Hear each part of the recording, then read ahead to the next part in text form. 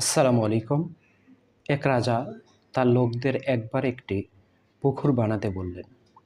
পুকুর বানানো শেষ হলে রাজ্যে ঘোষণা দিয়ে দেওয়া হলো, সেদিন রাতেই যেন সবাই তার বাড়ি থেকে এক গ্লাস করে দুধ নিয়ে এসে পুকুরে ঢেলে দেয়।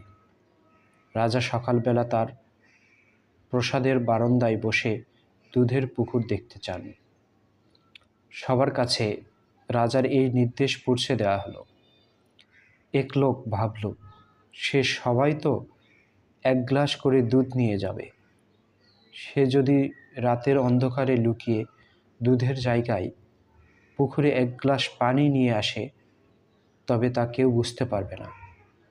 তাই যে কথা সে কাজ। সে সকালে সাথে গিয়ে সবার অলক্ষ্যে এক গ্লাস পানি ঢেলে দিল। সকালবেলা রাজা তার প্রাসাদের বারান্দায় এসে হাহাকার করে উঠল। তার সাধের পুকুর শুধু পানি দিয়ে ভর্তি ছিল, সে এক ফোঁটা দুধও ছিল না।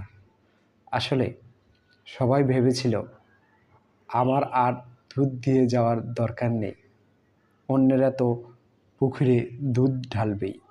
তাই সবাই এক গ্লাস করে পানি নিয়ে এসে পানি ঢেলেছিল, কিন্তু বাস্তবে রাজা কাউকে বিশ্বাস করতে পারল না। ধন্যবাদ সবাইকে। আসসালামু আলাইকুম।